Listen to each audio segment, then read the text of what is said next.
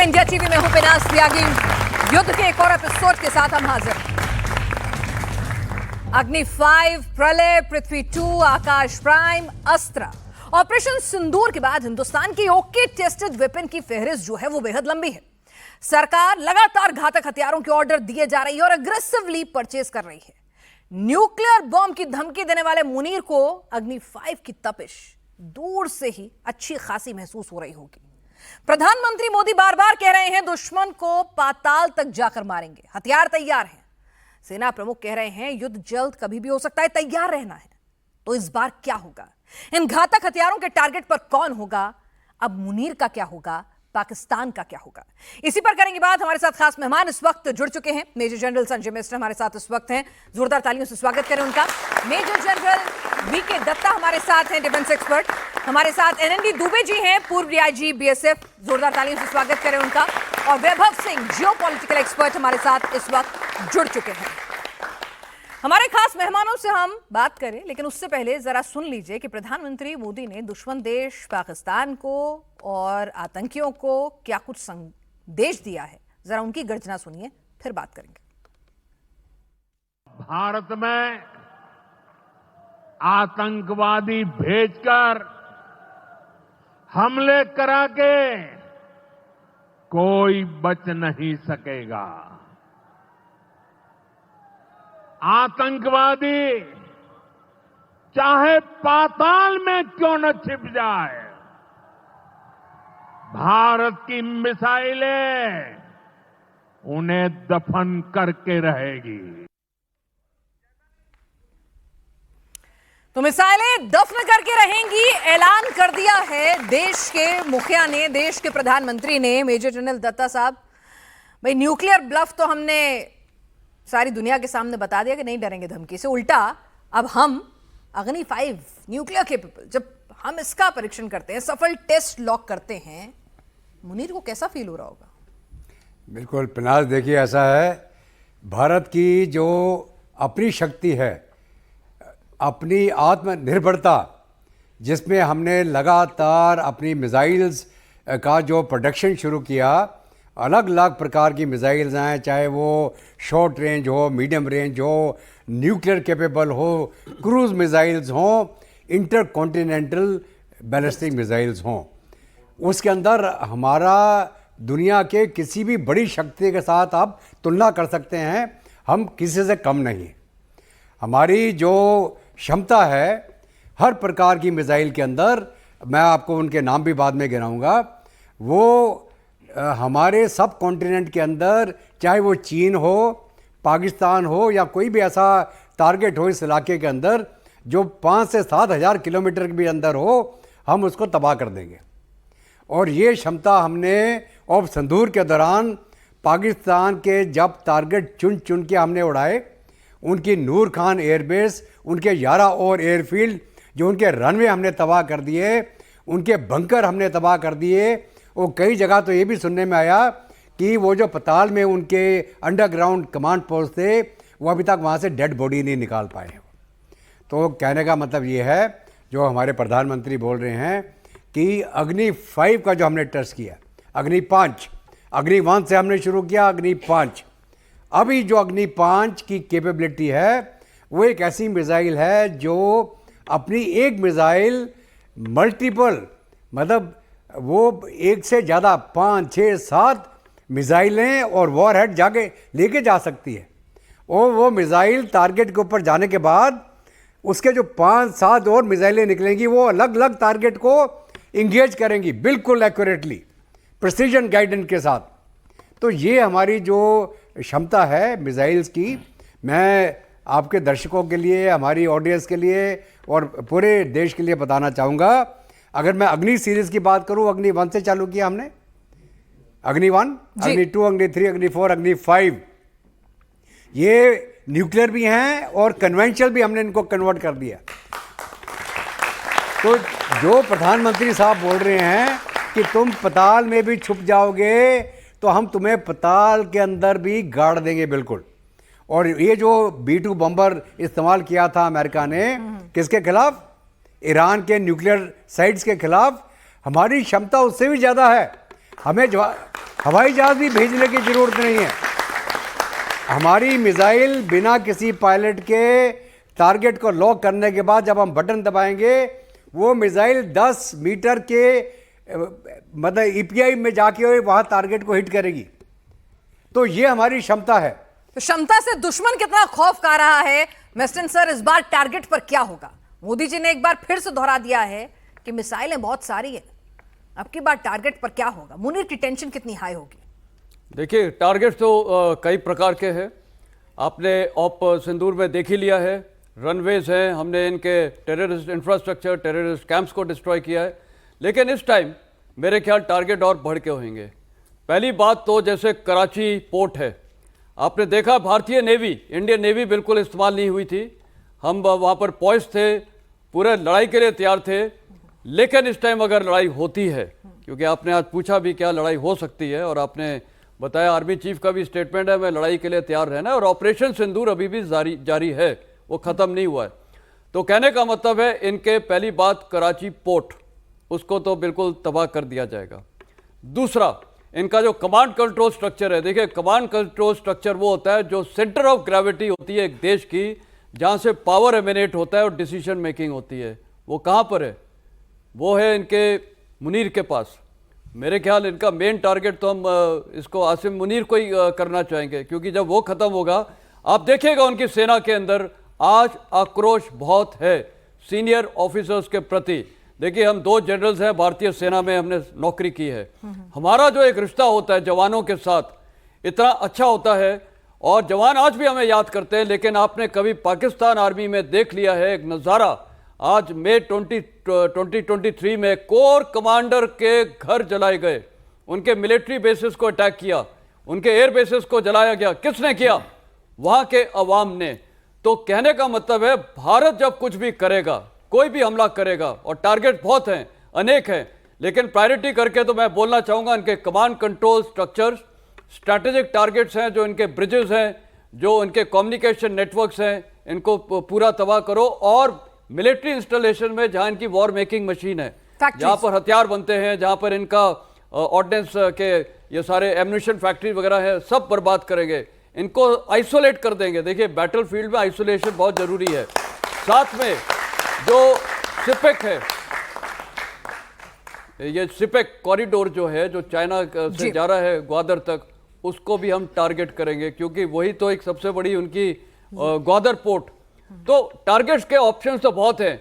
और जो अभी भारतीय सेना में ये डेवलपमेंट हो रहा है, मिसाइल्स, MALE, ये जो आपके हैं medium altitude long endurance drones, इस पे अभी फोकस है हमारा। ड्रोन्स में आपने देख लिया कितनी हमने ये जितने भी टेररिस्ट कैंप थे, ये 9 में से 7 इंडियन आर्मी ने डिस्ट्रॉय किए थे, ये ड्रोन्स की वजह से, जो लॉइटरिंग ड्रोन्स थे। तो अभी हम लॉन्ग एंड्योरेंस, लॉन्ग रेंज वाले ड्रोन्स भी देख रहे हैं। तो कहने का मतलब है, आज भारत का यूथ, जो यहाँ यूथ भी बैठा है, इनको भी शाबाशी मिलनी चाहिए, क्योंकि इन लोग की वजह से ही ये हमारी टेक्निकल डेवलपमेंट हो रही है। आपने देखा अभी 2 IIT मद्रास के लोगों ने, बच्चों ने कितना अच्छा एक ड्रोन बनाया है, जो डिटेक्ट करना भी बड़ा मुश्किल है। तो कहने का मतलब है, होल ऑफ नेशन अप्रोच है, भारत एकजुट होकर खड़ा है, हमारी यूथ आज साथ में है, वो डेवलपमेंट कर रही है। तो कहने का मतलब है, पाकिस्तान पे तो ऐसी चोट होगी कि ये जो टेररिज्म बार बार कर रहा है, जो प्राइम मिनिस्टर ने भी बोला है, उसको ये देश अब बर्बाद नहीं करेगा। अभी हम यहाँ बात ही कर रहे थे, हिंदुस्तान ने पाकिस्तान की नौटंकी और ये टेररिज्म को बहुत वक्त तक टॉलरेट किया है। अब enough is enough, no nothing doing. और जैसे प्रधानमंत्री ने बोला है, अभी any act of terrorism is an act of war. तो बिल्कुल अभी हम तैयार हैं। और जिस प्रकार ऑपरेशन सिंदूर में थोड़ा हमने टाइम लिया था प्लानिंग करने में, इस टाइम तो हुआ, और मेरे को लगता है कि तुरंत हमारे एक्शंस होंगे। नहीं, इस बार ऐसा हमला होगा कि दुश्मन को सर उठाने का मौका नहीं मिलेगा। एक चेता तो पहले दिया था, लेकिन वैभव आपसे जरा जियोपॉलिटिकल सिनेरियो में भी समझने की कोशिश करते हैं। मुनीर अमेरिका में बैठकर कहता है, भाई अपने साथ न्यूक्लियर ब्लफ करता है कि दुनिया को भी ले डूबूंगा, और हम शांत रहते हैं, कुछ रिएक्ट नहीं करते। फिर प्रधानमंत्री जी बोलते हैं मिसाइलें हैं, अग्नि 5 का परीक्षण करते हैं, न्यूक्लियर केपेबल है। फिर प्रधानमंत्री जी कहते हैं कि मिसाइलें हैं, पाताल तक घुसकर मारेंगे। देखिए, इंडिया की सबसे बड़ी जो मिसाइल है अग्नि 5, वो खुद आसिम मुनीर है। वो जितना, क्योंकि पाकिस्तान के साथ वो जो कर रहा है वो आपकी कोई मिसाइल नहीं कर पाएगी। ओके। आपकी मिसाइल किसी एक पर्टिकुलर एरिया में गिरेगी, कुछ एक पर्टिकुलर एरिया में डैमेज करेगी। वो पूरे पाकिस्तान की बैंड बजा रहा है। आप देख लीजिए, पाकिस्तान का जो सबसे पॉपुलर लीडर है उसको उसने जेल में डाला हुआ है, उसके भांजों को उठा करके जेल में डाल दिया है। अभी कल की मैं आपको बता दूं कि उसका एक भांजा जो है वो एस्टोनिया जा रहा था ट्रैक एंड फील्ड की चैंपियनशिप में पार्टिसिपेट करने, उसको नहीं जाने दिया, उसको एयरपोर्ट से उसकी बीवी के साथ अरेस्ट कर लिया गया।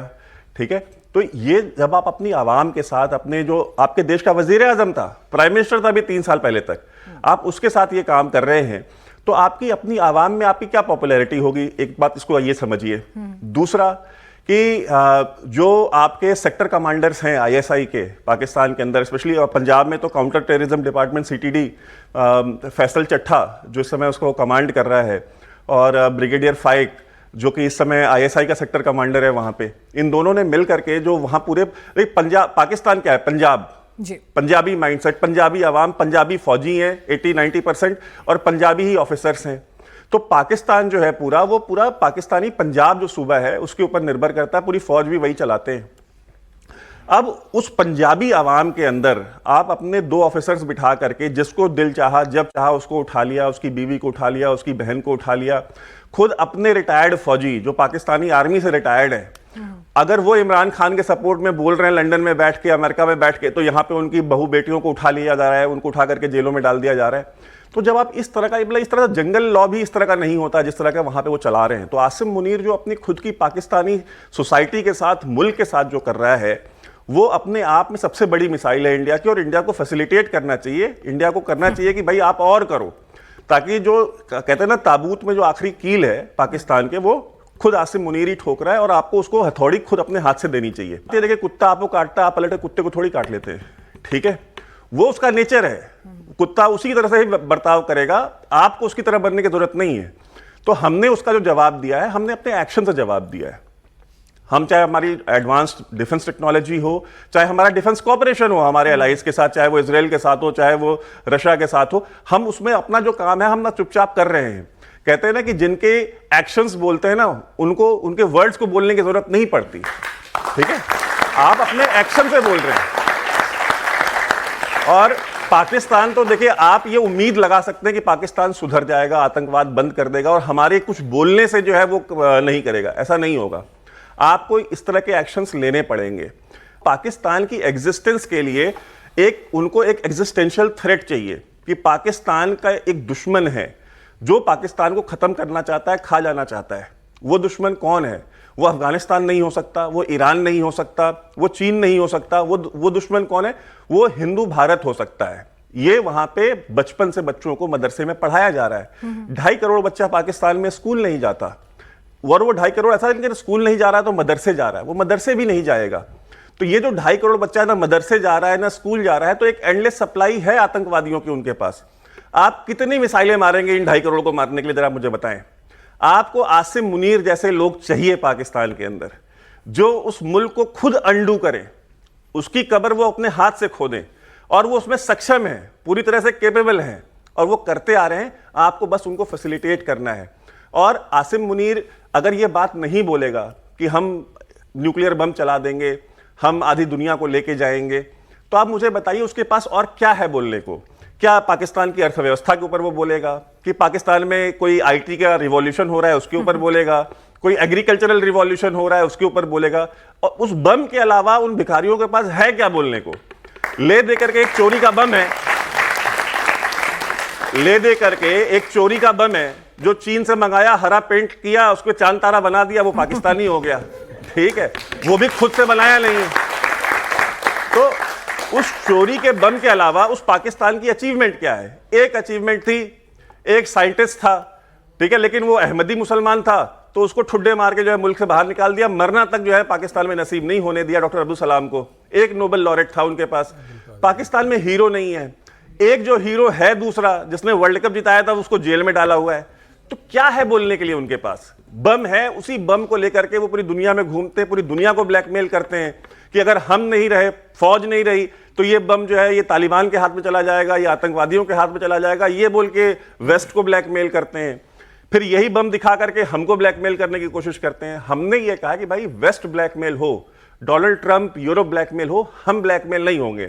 हमको इनका इलाज पता है, ठीक है, हमें पता है इनका इलाज कैसे करना है। दुनिया में, पूरी दुनिया में हिंदुस्तान के अलावा कोई दूसरा मुल्क नहीं है। मेरे बगल में सारे वेटरन्स खड़े हैं। एक एक उदाहरण आप जाकर गूगल कर लीजिए जहां पे किसी मुल्क ने अपने यहां पे इंसर्जेंसी को खत्म किया हो। इंडिया एक लौता मुल्क है जिसने एक नहीं, दो नहीं, दर्जनों इंसर्जेंसीज खत्म की हैं, ठीक है। चाहे वो खालिस्तानी इंसर्जेंसी हो, चाहे कश्मीर की इंसर्जेंसी हो, चाहे वो नॉर्थ ईस्ट की अलग अलग इंसर्जेंसीज हो, या जो हमारा नक्सल जो थ्रेट है, जो एक इंसर्जेंसी है, वो भी अपनी आखिरी सांसें ले रही है। और होम मिनिस्टर ने कहा कि अगले 2-3 साल में वो कंप्लीटली खत्म हो जाए। तो हम ऐसा मुल्क है, हमने वो काम किए हैं। आप याद रखिए, दुनिया में सिर्फ 2 मुल्क हैं जिन्होंने अपना न्यूक्लियर प्रोग्राम खुद से बनाया है और खुद से चलाया है, बिना एस्पियोनाज के, बिना चोरी किए। एक मुल्क उनमें से भारत है। अमेरिका का भी न्यूक्लियर प्रोग्राम जर्मनी से चोरी किया हुआ है। अमेरिका का भी न्यूक्लियर प्रोग्राम अपना नहीं है। रशिया का न्यूक्लियर प्रोग्राम अमेरिका से चोरी किया हुआ है। तो दुनिया में सिर्फ 2 मुल्क है, जर्मनी और भारत, जिनका अपना खुद का न्यूक्लियर प्रोग्राम है, ठीक है। सो हम कैपेबल हैं। हमने दुनिया में हमेशा वही काम किए जो किसी और ने नहीं किए हैं, और जिस काम को दुनिया में लोगों ने असंभव बताया है। और दुनिया में जो सो कॉल्ड सुपर पावर्स हैं, वो जहां जहां से डिफीट होकर के गई हैं। अफगानिस्तान, याद रखिएगा, Afghanistan graveyard of empires, Soviet के लिए, ब्रिटिशर्स के लिए, अमेरिका के लिए होगा। हमारे यहाँ के राजा रणजीत सिंह काबुल तक रूल करके आए हैं, तो हमारे लिए वो ग्रेवयार्ड नहीं है। यानी असंभव को, नामुमकिन को मुमकिन करने का बीड़ा हम ही उठाते हैं। तो यहाँ पर एनडी दुबे सर, पाकिस्तान जो है उसका सोल्यूशन किसी के पास नहीं मिलता है, तो क्या इसका इलाज भी हम ही करेंगे? नहीं, पाकिस्तान का सोल्यूशन भारत के ही पास है, क्योंकि हम ही से अलग होकर 1947 में अलग मुल्क बनाया। अलग मुल्क जो बनाया उसकी बुनियाद आपको पता है। वो बुनियाद दोहराने की आवश्यकता नहीं है। अंग्रेज मिलिट्री रूलर्स ने उनको 4 साल फोर्स को लीडरशिप दी, और उनका पहला जनरल 1951 में आया, जनरल अयूब खान। तो भारत ने जनरल अयूब खान को भी देखा, टिक्का खां को भी देखा, भारत ने याहिया खां को भी देखा, भारत ने ज़िया-उल हक को भी देखा, परवेज मुशर्रफ को भी देखा, और इन सबका एरा रहा है हिस्ट्री में इंडिया के खिलाफ। अब आप देखिए, इस पूरे पीरियड में न्यूक्लियर की ही बात को मैं थोड़ा सा आगे बढ़ाना चाहूँगा। पाकिस्तान ने बड़ा स्मार्टली भारत के खिलाफ ये जो प्रॉक्सी वार है, प्रॉक्सी वार मैं यंग जनरेशन के लिए बता दूं कि जब किसी देश की मिलिट्री डायरेक्टली कॉन्फ्लिक्ट में इन्वॉल्व हुए बगैर, फ्रंटल वार लड़े बगैर, नॉन स्टेट एक्टर को तैयार करती है कि वो उस देश में जाके फसाद करें, ये नॉन स्टेट एक्टर हुए, प्रॉक्सी हुआ। और यही काम पिछले 45 साल से पाकिस्तान हमारे खिलाफ कर रहा है। 45 साल में 10 साल तो उसने पंजाब के ही यूथ को सपोर्ट करके टेररिज्म को प्रमोट किया, लेकिन पिछले 35 साल से जो कश्मीर में कर रहा है वो टोटल प्रॉक्सी वार है। इस प्रॉक्सी वार में इसको कवर करने के लिए बड़ा स्मार्टली, उसको तो न्यूक्लियर कैपेबिलिटी बनाने की क्षमता तो 80-82 में आ गई थी, उसने डिक्लेयर नहीं किया था। तो ये बड़ा इसका सीधा संबंध है कि आतंकवाद को पूरा पंप करना भारत के अंदर, उसका और न्यूक्लियर बम का टेस्ट का लगभग सेम टाइम है पाकिस्तान का। अगर आप देखिए, यानी एक तरफ न्यूक्लियर बम बनाया, दूसरी तरफ टेररिज्म जान के बनाया। पहले न्यूक्लियर बम इसलिए बनाया, जैसे आदमी को पता है कि अब हम जा रहे हैं बड़े कोल्ड टेम्परेचर में, तो हमको मोटा कोट चाहिए। तो उसने 1998 में जो परीक्षण किया, and formally they declare to be a nuclear country in the world. और ठीक उसी के बाद आप 98 में कश्मीर का टेररिज्म देखिए, बहुत पीक पे था। उसी के बाद 99 में क्या हुआ, 1999 इट वॉज फॉलोड बाई 1999। उसके बाद आप आ जाइए सन 2000 में, फिर पार्लियामेंट अटैक, असेंबली अटैक, और कॉन्टिन्यूअस जितना इंडियन सॉइल पर अटैक हुआ, फिर इंडियन यूथ को टेररिज्म में प्रमोट करना, इंडियन मुजाहिदीन, सिमी 2009, 26/11 आप मुंबई अटैक देख लीजिए। पिछले 25 साल में मुंबई अटैक में जितने लोग एक सिंगल अटैक में मारे गए लश्कर के, अभी पिछले 25 साल में किसी एक इंसिडेंट में उतने लोग नहीं मारे गए। Followed by further Pathankot. तो कहने का अर्थ है कि उसने सबसे पहले एक न्यूक्लियर प्रोटेक्शन अपने चारों तरफ तैयार किया कि जब होगा तब धमका दूंगा, हमारे पास तो न्यूक्लियर है। जैसे भी जनरल मुनीर ने बोला कि मर्सिडीज कार और पत्थर से भरे हुए ट्रक अगर टकराएंगे तो नुकसान तो मर्सिडीज कार का होगा। कौन जनरल इतने बड़े कंट्री का ऐसा एग्जाम्पल पेश करता है? हम दोनों एक ही दिन आजाद हुए, 12 घंटे का फर्क था, 14 को वो हुआ, 15 को हम हुए। तो वो अभी भी पत्थर से लदे ट्रक से खुद को कंपेयर करता है। ऐसे ही जैसे आप सड़क पे चल रहे होते हैं, किसी की टूटी गाड़ी हो तो वो कहता है भाई हमें तो फर्क पड़ना नहीं है, गाड़ी तो आपकी खराब होगी। यह एग्जाम्पल आज के 5 दिन पहले दे रहा है। और मैं आपको बता रहा हूं, हम इस ब्लैकमेल को बहुत लंबा झेल चुके, बहुत सारे वर्ष हमने इसमें बर्बाद कर दिए इस ब्लैकमेल का। इसके बम बनाने के बाद करगिल हुआ, बम बनाने के बाद बालाकोट हुआ, बम बनाने के बाद हमने लैंड स्ट्राइक जो उड़ी के बाद किया, सर्जिकल स्ट्राइक करी, वो हुआ, और उसके बम बनाने के बाद ऑपरेशन सिंदूर हुआ। तो जैसे सर ने बोला कि अग्नि 1 2 3 4, तो ये Sindoor 1, Sindoor 2, Sindoor 3, endless Sindoor, because we have declared. और मैं आपको बता रहा हूं, लड़ाई का अंत नहीं है ये। पूरे पाकिस्तान के अंदर मोबिलाइजेशन हो रहा है, रेडिकलाइजेशन परवान पे है। यही मौलाना मसूद अजहर जब इंडियन जेल से छूट के गया तो इसको पूरे पाकिस्तान के अंदर सड़कों पे इसे बड़े मंच से इस्तकबाल हुआ कि भाई हीरो छूट के आया है। कितना डोनेशन मिला, पैसा मिला जैश को। दोबारा अभी इस अटैक के बाद इसके घर के लोग मरे हैं, इसका बहनोई, बहन, बीवी 3 तो वही मर गए। तो उसके बाद अब इसी को एक विक्टिम कार्ड खेल रहा है पाकिस्तान, और कराची से लेकर लाहौर तक इसकी परेड कर रहे हैं। हम डेली प्रोग्रेस कर रहे हैं, हम आपको डेली इक्विप कर रहे हैं। मेक इन इंडिया से लेकर के आत्मनिर्भर। अभी तो आज रक्षा मंत्री महोदय ने बोला है कि जेट इंजन में बनाने जा रहे हैं। एक वही सबसे बड़ी कमी हमारे पास थी जेट इंजन की। तेजस भी हमने बनाया है, तो आपको पता ही है कि इंडिजिनस और बाहर के टेक्नोलॉजी को कोलैबोरेट करके बनाया है। जिस दिन हम जेट इंजन बना लेंगे, वो जो 2-4 लोग आंख दिखाने वाले दिख रहे हैं ना, उनको बड़ी परेशानी हो गई। वो अपना इंजन बेचेंगे कहां? That is the biggest thing. तो सर, आपने बहुत बेहतरीन खूबसूरती के साथ बताया है कि जो न्यूक्लियर ब्लफ है उसका क्या कुछ टेररिज्म से कनेक्शन रहा है और अब तक चलता आ रहा है, लेकिन हमने इसे कॉल कर दिया है और आपने कहा ऑपरेशन सिंदूर 1 2 3 4 5 एंडलेस होने वाले हैं। अब दत्ता साहब, अब एंडलेस होने वाले हैं, तो 2 का टारगेट क्या होने वाला है? बिल्कुल, देखिए सिंदूर 1 हो गया, मसूद अजहर भी है, हाफिज सईद भी है, तो मतलब अब अगली मिसाइल यहां तक पहुंचेंगी ना? उसकी जरूरत नहीं पड़ेगी। नहीं पड़ेगी। ऐसा है कि ऑप सिंदूर इतना हो जाएगा कि हम मुनीर का मुंह लंगूर के बंदर की तरह बना देंगे। मैं बोलना नहीं चाहता। तो आप ये मान के चलें कि भारत ने बड़ा क्लियरली बोल दिया है, ये नॉन स्टेट एक्टर की कहानी खत्म हो गई। वो नॉन स्टेट एक्टर ही स्टेट एक्टर हैं, और कोई भी act of terrorism is a act of war. तो अभी हम इंतज़ार नहीं करने वाले कि हम एक डोजियर बनाएंगे, उसको पेश करेंगे, यूनाइटेड नेशन में बोलेंगे कि इसको आतंकवादी घोषित कर दो। हम उसका डेथ वारंट यहीं से काट के भेजेंगे और वो हमला करेगा और हमारी मिसाइल चलेगी। अभी ये पाकिस्तान जो जा रहा है, मुनीर वहाँ क्या खा के आ गया, लंच, और पाकिस्तान के अंदर पाकिस्तान की आवाम क्या बोल रही है? ये जो अमेरिका के कुत्ते हैं, कौन है? वर्दी वाले। अमेरिका ने कुत्ते पाले, वर्दी वाले, वर्दी वाले, ये नारा चल रहा है, एग्जैक्ट नारा। अमेरिका ने कुत्ते पाले, वर्दी वाले, वर्दी वाले।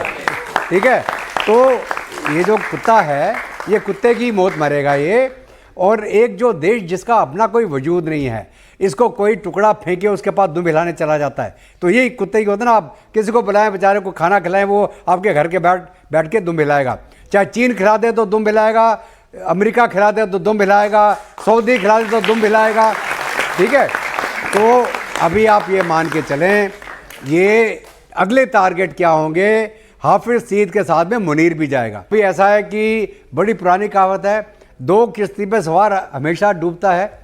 इसका भी वही हाल है, कभी चीन के पर किश्ती पे पैर रखता है, कभी अमेरिका में रखता है, और जहाँ पे अभी हमने वो पानी छोड़ा, कहाँ? सिंधु का जल, इसकी किश्ती डूबने वाली है। चलिए, तो पाकिस्तान का डूबना तय है। हिंदुस्तान ने कूटनीति भी तैयार कर ली है। जी जी जी, एक पॉइंट आपको और बता दूं,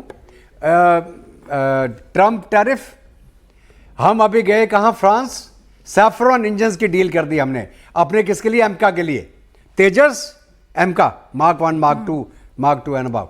ठीक है, अभी अभी अमेरिका से खबर आ गई, भाई आपने जो हमसे G404 मांगे थे, अब जितने मांगो हम देने को तैयार हैं आपको।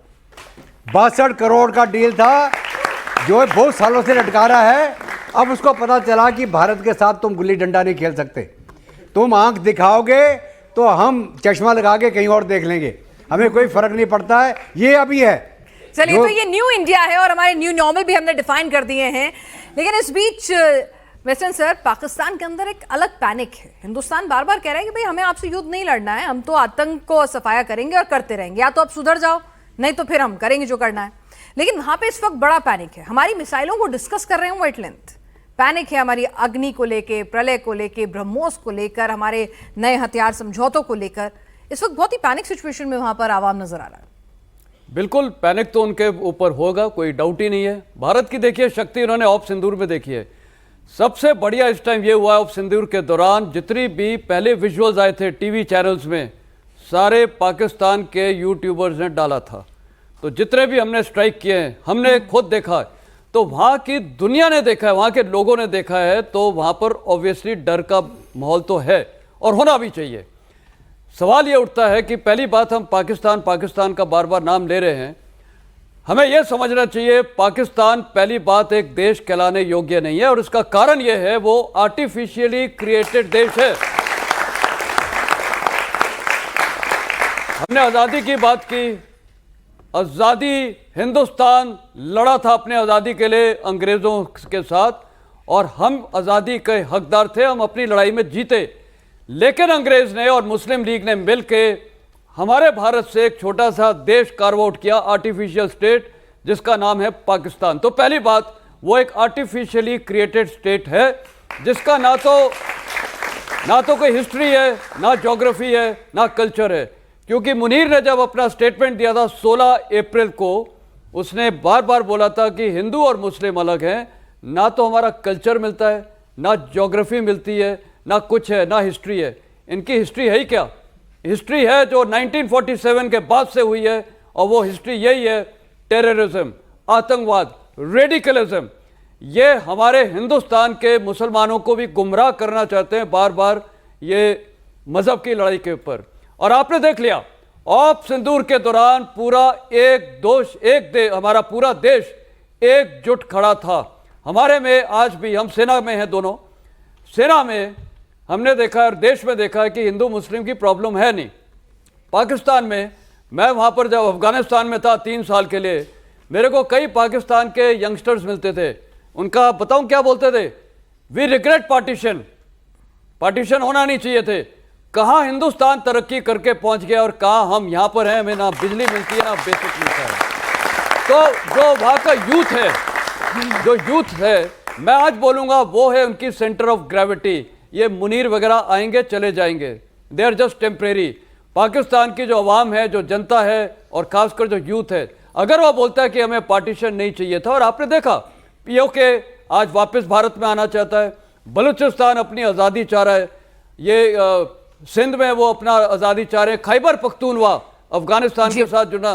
तो ये जो एक मुस्लिम फंडामेंटलिज्म की स्टोरी थी क्रिएशन की, वो फेल हो चुकी है। सवाल मैं लेके जाती हूँ अभी वैभव के पास। वैभव, मुनीर बड़ी बड़ी बातें कर रहा था पाकिस्तान को, और अभी भी कर लेता है कि कहाँ है, लेकिन मुझे लग रहा है शायद रियलिटी सिंक इन होने लग गई है। मुनीर क्या सबसे ज्यादा पाकिस्तान का नुकसान कराने वाला जनरल साबित होने जा रहा है? क्योंकि अब मुनीर खुद कह रहा है कि भाई हम तो डंपर हैं, हिंदुस्तान मर्सिडीज बन गया है। कहाँ वो जंग जीतने का दम भर रहा था अब से 3 महीने पहले तक। तो मुनीर, क्या आपको लगता है कि सबसे ज्यादा वीक, सबसे ज्यादा फेल्योर जनरल होगा पाकिस्तान का? डेफिनेटली होगा। देखिए, मुनीर बार बार एक ही बात रिपीट करता है कि हमको हार्ड स्टेट बनना है। उसके आप जितने भी पिछले साल भर की आप स्टेटमेंट्स उठाइए, उसकी पब्लिक स्पीचेस उठाइए, वो बार बार एक ही चीज पे इंसिस्ट करता है, we have to become a hard state. अच्छा, आप कितना हार्ड बनेंगे? बलोचों को हेलीकॉप्टर से आप फेंक चुके हैं, 40-50 हजार बलोच आप पिछले 5-10 साल में मार चुके हैं।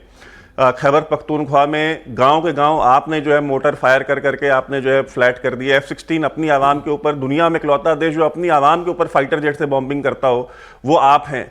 आपने वहां पे अपने F-16 से बॉम्बिंग करके देख ली। आप सिंध में उठा करके जो GA सिंध मूवमेंट के जो सिंधी नेशनलिस्ट लोग थे, उनकी लाशों को चौक चौराहों पर आप टांग चुके।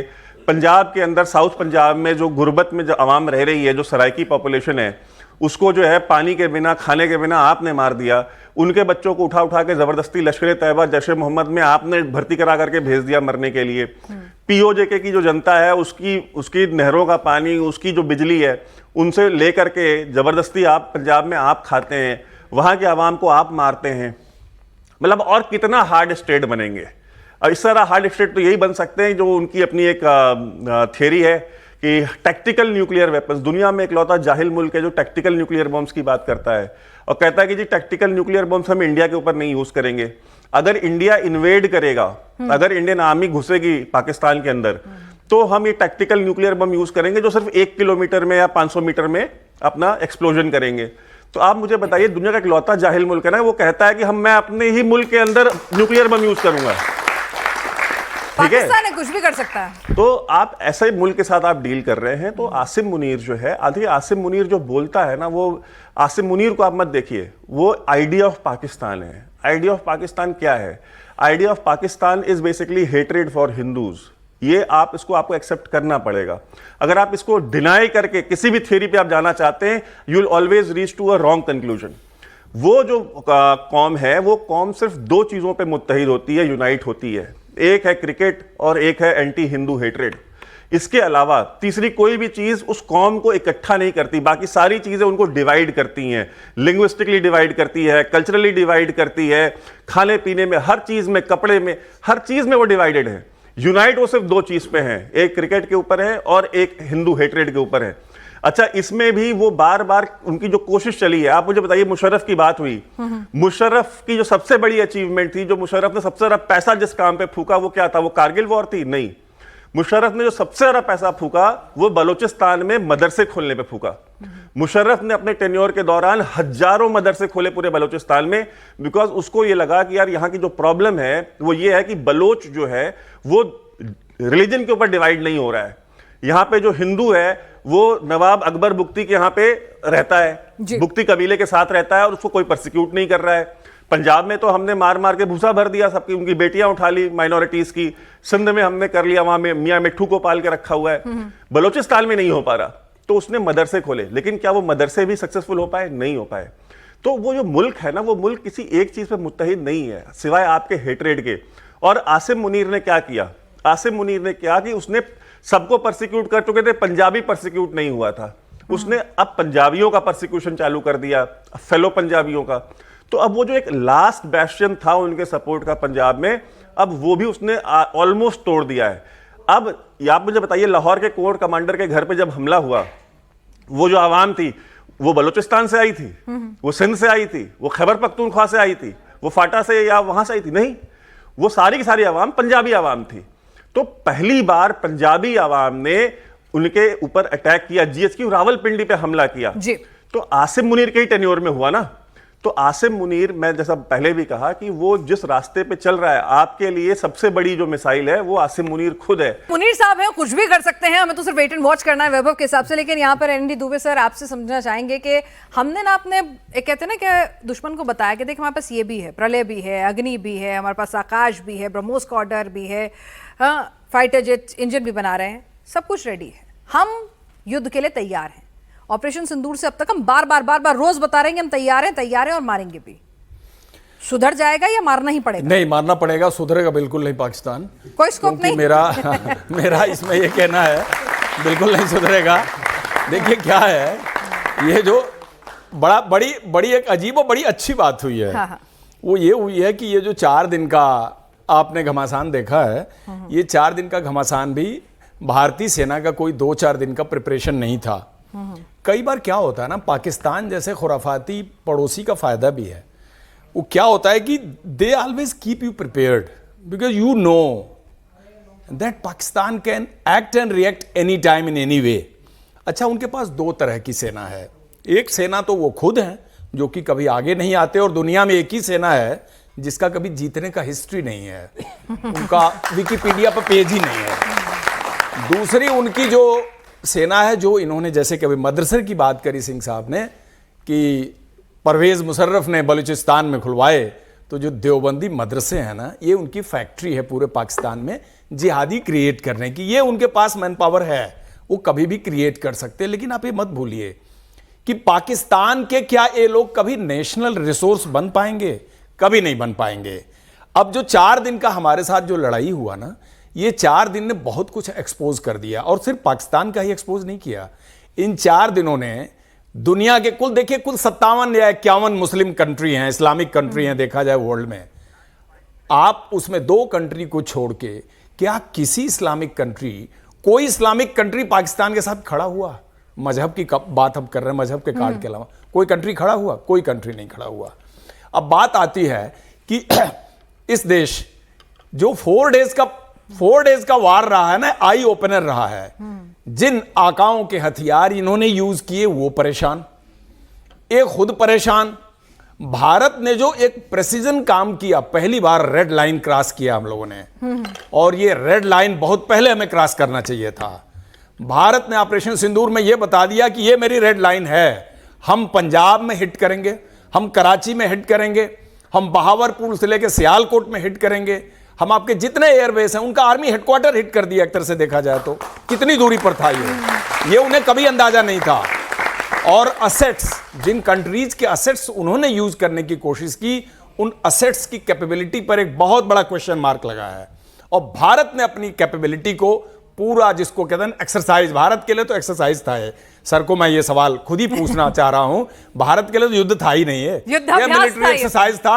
हमारी मिलिट्री एक्सरसाइज भी विंटर में इससे लंबा चलती है, जो मेरी नॉलेज है। तो this was a military exercise and India is fully prepared to take on Pakistan. ये सफेद चादर वाले मुल्क को, ये हरी चादर वाले मुल्क को एक चीज बोलना चाहूंगा कि यातना नहीं अब रण होगा, जीवन जय के मरण होगा। टकराएंगे नक्षत्र निकर, भूपर बरसेगी बनी प्रखर, पण शेषनाग का डोलेगा, विकराल काल मुख खोलेगा। पाकिस्तान रण ऐसा होगा फिर कभी जैसा ना होगा। बहुत बढ़िया चेतावनी है। क्वेश्चन है कि इस वॉर का एंड रिजल्ट क्या होगा? किसी देश की हार या जीत होगी, या फिर दोनों देशों की इकोनॉमी तबाह हो जाएगी? वेस्टर्न सर, देखिए, हमारे देश की तो इकोनॉमी तबाह नहीं होगी। एक बड़ा अच्छा सवाल आपने उठाया। देखिए, अमूमन जनता भारत में सोचती है कि मिलिट्री एक्सपेंडिचर कम होना चाहिए। मेरे ख्याल डिफेंस बजट और बढ़ना चाहिए। वॉर एक्सपेंसिव होता है, वॉर में कॉस्ट लगती है, लेकिन क्या वॉर को रोकने के लिए जब भारत की सेना के पास सब कुछ है, मिसाइल से लेके एम का जो अभी हम मॉडिफाई ये एयरक्राफ्ट वगैरह कर रहे हैं, जब सब कुछ 100% होगा, दुश्मन भी 10 बार सोचेगा भारत पे हमला करने के। तो मेरे को लगता है कि ये जो भारत की इकोनॉमी में कोई फर्क नहीं पड़ेगा। इकोनॉमी और डिफेंस साथ साथ चलता है। जहां पर सिक्योरिटी अच्छी है, इकोनॉमी प्रोग्रेस होगी। तो ये बहुत कॉम्प्लीमेंट्री है। और पाकिस्तान में इकोनॉमी का फर्क पड़ेगा तो भारत में इतना रेजिलियंस है कि हमें कोई फर्क नहीं पड़ेगा। और ये आपको खुश होना चाहिए कि भारत के अंदर इतनी शक्ति है। आप शक्ति है, हमारी इकोनॉमी शक्ति है, हमारा यूथ शक्ति है। तो ये जो शक्ति है, ये भारत की इकोनॉमी को और ऊपर बढ़ाएगा, उसमें कोई डाउट नहीं है। सभी को मेरा नमस्कार। मेरा प्रश्न ये है कि इस युद्ध के जैसे इस युद्ध में हमें भारत पहले से ही जीत में नज़र आ रहा है, तो क्या इस युद्ध के बाद पाकिस्तान अपने घुटने टेक देगा, या फिर उसके अंदर अभी भी हिम्मत रहेगी वापस खड़े होने की? और अगर होगी भी तो उसमें पाकिस्तान बचेगा अगर युद्ध होगा दोबारा? नहीं बचेगा। देखिए, पाकिस्तान, जैसे मैंने कहा, पाकिस्तान क्या है, ले देखिए वो पंजाब ही है। बाकी तो और there is no such thing called Pakistan.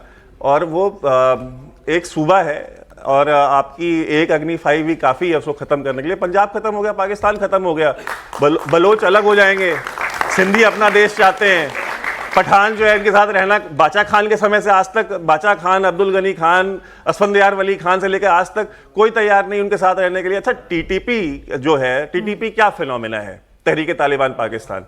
TTP को किसने दूध पिलाया था? जब अमेरिका अफगानिस्तान में आया तो, और अफगानिस्तान जो अफगान तालिबान है वो भाग रहे थे, रिट्रीट कर रहे थे वहां से। तो पहली बार जो अटैक अमेरिकन फोर्सेस के ऊपर किया वो अफगान तालिबान ने नहीं किया था, वो टीटीपी ने किया था। तहरीक तालिबान पाकिस्तान ने पहली सुसाइड बॉम्बिंग्स की। सुसाइड बॉम्बिंग्स क्यों इन्वेंट हुई? वो सुसाइड बॉम्बिंग भी टीटीपी ने इन्वेंट की थी, क्योंकि अमेरिकन ड्रोन हमले के खिलाफ उनके पास कोई चारा नहीं था कि भाई इसको कैसे हम काउंटर करें। तो उन्होंने कहा ठीक है, अगर ये ड्रोन बॉम्बिंग करेंगे तो हम सुसाइड बॉम्बिंग करेंगे। बिल्कुल। तो यानी यहाँ पे कुल मिला की कहानी यही है कि अगर अगली बार कुछ भी हिमाकत होती है तो हम तो इसे एक्ट ऑफ वॉर मानेंगे, और वॉर होगा तो नक्शे पे पाकिस्तान बचेगा कि नहीं ये देखना यकीनन दिलचस्प रहेगा कि अगर 4 दिन में यह हालत हो सकती है तो आगे क्या होगा। आप सभी इस चर्चा में शामिल हुए, आप सबको बहुत बहुत शुक्रिया। शानदार ऑडियंस ने पार्टिसिपेट किया, आपका भी बहुत बहुत शुक्रिया।